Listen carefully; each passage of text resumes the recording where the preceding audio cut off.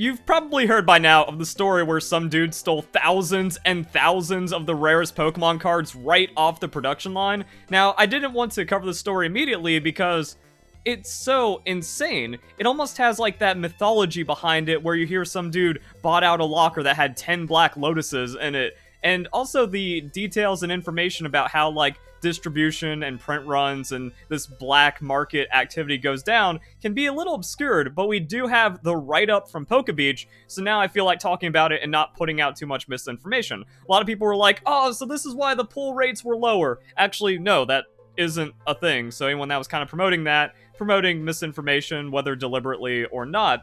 And it's also just really interesting to kind of see how all of this went down. So if you enjoy the video, don't forget to leave a like, share with friends, comment your thoughts down below, and follow Pokebeach. So thefts from Pokemon's printing factories became a noticeable trend during the pandemic. Strapped employees would pluck a few cards off the production line, sell them on the black market, hoping to cash in on TCG's booming popularity. I didn't hear too much about production line theft, but it makes sense because of just like the insane boom where everyone was just trying to cash out on it. So naturally theft is going to occur. Also kind of reminds me of when Kingdom Hearts 3, some dude just like stole hundreds of copies from the warehouse and then put it on Facebook Marketplace. So yeah, you're going to find like these super insider leaks of all kinds of products. This is why photos of unrevealed cards began leaking on social media in 2020. Sometimes the thieves would even steal from distribution centers long after the factory shipped out the completed product. Also really interesting. And then yeah, we're getting all these like crazy card leaks because it can just happen like that.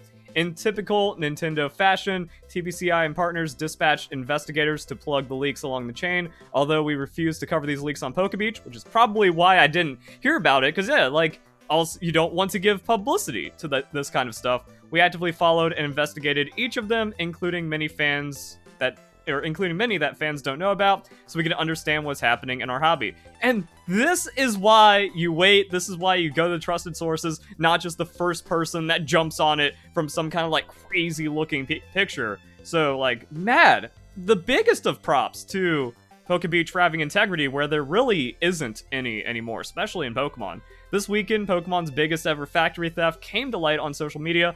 A photo began circulating of thousands of Fusion Strike secret rare cards that were stolen from a factory in 2021. The photo actually leaked from an internal investigation that started in September and concluded in January. So this isn't like something from even last year or that happened very recently. It's from September 2021, and that's when the investigation started. So it was in the middle of like all of this trend and all of this like crazy just like hype going on. The stolen Fusion Strike cards bounced between a few hands before ultimately being offered to a hobby store in Texas named Trading Card World. We were approached by an individual inquiring if we were interested in purchasing hits from his set. The store told Pokebeach. When we saw the seller was offering thousands of the set's rarest cards, they realized it would be impossible for an ordinary consumer to obtain such a concentrated amount of them. And that's like another just wild thing to be like that. Like, someone had the audacity to just be like, yeah, I've pulled some cards, you know, maybe even try to like come off as some kind of like super investor or something, because that is a thing that's like kind of come out. But even then, you don't see anything like this.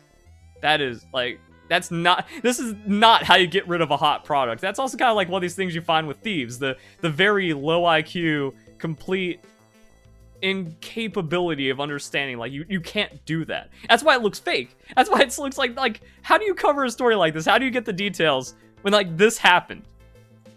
Like, yeah, and even if it isn't just, like, fake cards, and, like, those are 100% authentic, outrageous theft happened. The seller explained his connection to his source, and we immediately contacted TPCI through proper channels. What do you mean connection to his source? Yeah, what? The store stated, TPCI opened an investigation, and a private investigator flew out to collect the cards from the store. As you can see in the photo, Pokemon expressed to the store that it was the largest return of stolen property to date. I bet. Pokemon conclude their investigation on January 22nd, which probably means they identified the original thief. Fans who just saw the photo assume the stolen cards must have impacted their Fusion Strike pull rates, but this currently can't be proven and is probably unlikely. So yeah, people were talking about like lower Fusion Strike pull rates.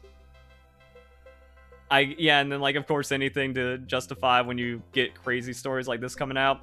The cards seem to have been stolen during the production phase, where they're stored in boxes. The secret rares are printed separately from other cards because of their texture. Secret rares are printed on large sheets, cut into individual cards, stored in long white boxes. At least 5 of those white boxes are packed into a cardboard box that's sent off to machines that sort the cards into booster packs. The machine loads different boxes of cards into each booster pack depending on their rarity, and then you can see the boxes below. So we got really cool, like, I like this insider look at how it goes down, but 99.9% of Pokemon fans aren't going to know about how this works, so that's why we're going to be getting a lot of misinformation about it.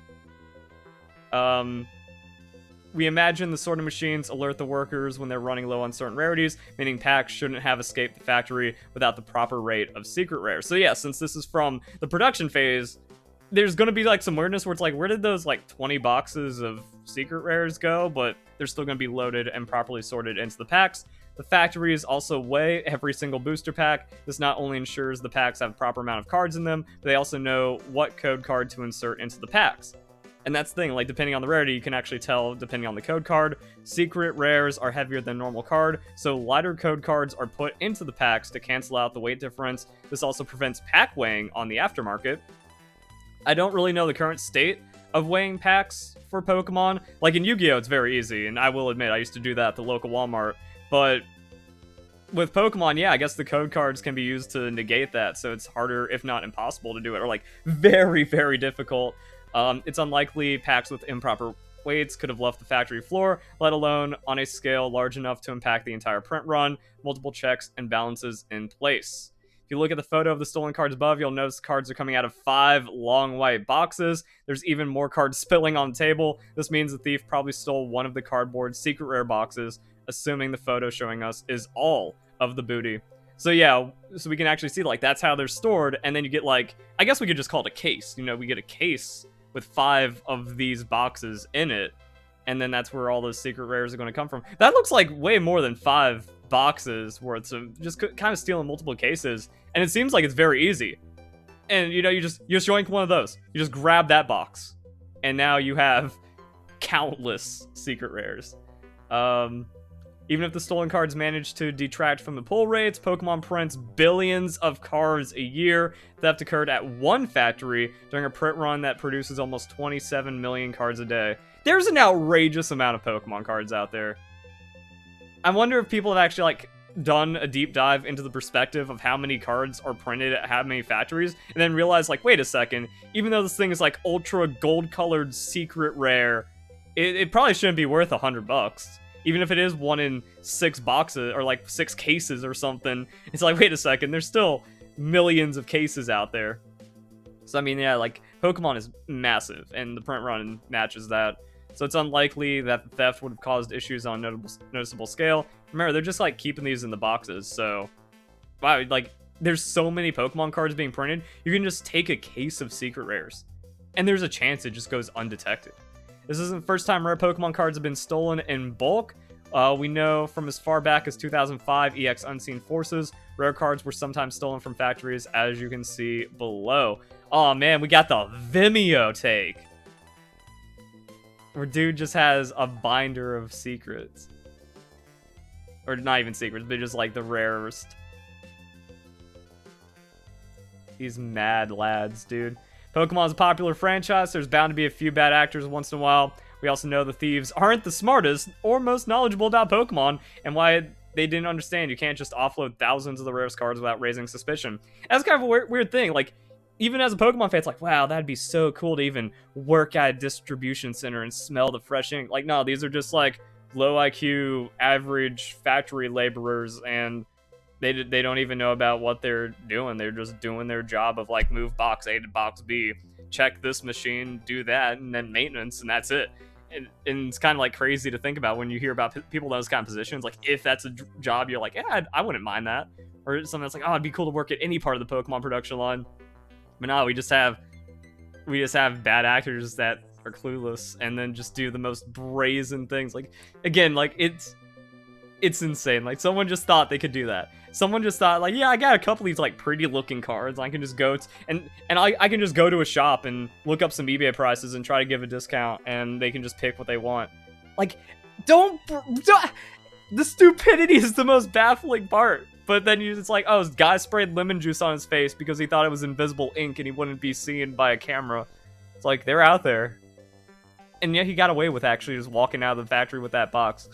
Oh, crazy. But it's like kind of interesting in a lot of different ways, you know, getting more detail on the factory process, kind of seeing what's going on here, getting a strong story about it as well. Like, it's cool. And then making sure we have, like, the proper information about it. And we can actually kind of see, like, oh, the stupidity isn't surprising because that's just, like, an insane amount of the Pokemon community, which I've been covering for years. So this guy, I call nonsense on this theft not having an effect on pull rates, since there were reports of people opening up packs with an empty rare slot, and this incident was probably what caused TPCI to buy Millennium Print back in 2022.